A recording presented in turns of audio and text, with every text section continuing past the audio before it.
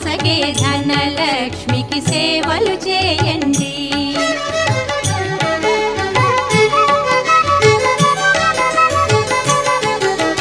కొలిచిన వారికి కన్న తల్లిగా నమ్మిన భక్తుల కల్పవల్లిగా దయతో బ్రోచే కరుణా